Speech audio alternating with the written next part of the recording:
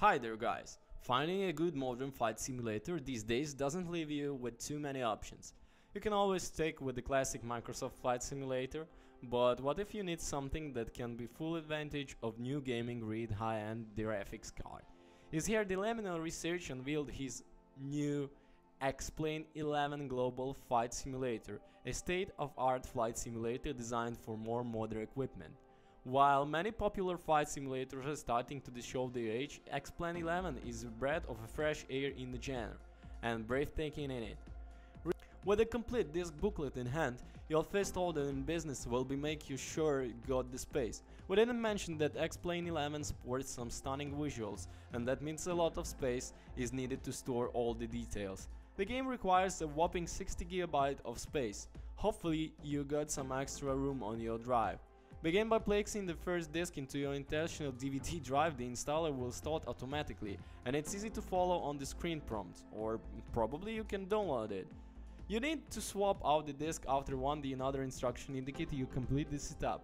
While many popular flight simulators are starting to show their age, XPLANE11 is a breath of fresh air in the genre, a breathtaking one that. One of the best features is that the new simulated system features. Whenever initiated by you happening by random, this adds a new challenge to aviation experience entirely. Another major change has been the introduction of the fresh fun weather modeling system, with the real-world weather taken directly from the web. Weather's data more accurate than ever. The aircraft are now more customizable than ever before. You can ever use the new apps provided to make your own aircraft easier, and it's been in the past. Speaking of this, you get access to plane making and airfoil making, both make easy to make the aircraft as well as the new airfoils, a hugely enjoyable new feature. Greater terrain scope and coverage than can ever before has brought to life too. This makes a huge change to the way the looks world as fly about, showcasing more detail than anybody and anything.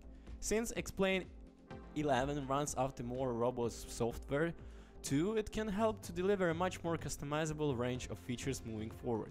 The whole planet is covered in high-resolution detail from 67 north to 60 south, picked from over 33,000 new airports on the planet, all designed with more full detail than ever before. Take off from an aircraft carrier if you would rather. Watch it rock and roll around the waves. Arguably, the diversification in the range of features they are offered in the most impressive ever seen. Everything can be customized right off the bat, and I have to say I can never remember a situation shipping as complete as this feels, at least at present. So the first thing that stuck out to me when using XPLANE11 was the interface. I mentioned it's above, but it's so much cleaner and slicker than the old one, clunky, the old one I mean. If you are someone who like me hated all the interface, you will find overall usage of this edition so much cleaner. Liminal Research has done a fantastic job of revolutionizing the way of the new interface looks, adding a much easier layout and details. The text is crispier and sharper to read, on resolutions too. They've done a heavy lifting here, with the interface being ripped off and started again. I have to say it's quickly becoming my favorite interface in the simulator. With this you can get correctly anything. You are unhappy with the fluid, easy to work with the engaging UI. I got to try out the beta some years ago, but it's developing very nice. The graphics. Man, the details are intensity in the graphical improvements is night and day. Sometimes I look at the screenshot and before I installed it and filled the new terrain aircraft. The old default launch playable quality was frankly awful, but now it's brilliant. When you compare it to the quality of community packs, it really was night and day. There must have some great coding changes since the beta, of course, as it runs smoother and fresher than even bother fair. There are no frame-related lags, and I also noticed that the word cloud issues that would see you struggle to see what you are doing seem to have vanished. The thing that I was impressed with was development of the new autogun. They have done a spectacular job on getting the autogun to look much better. We all know how round and practically old gun is 10, so XPLANE11 replaced that and then some.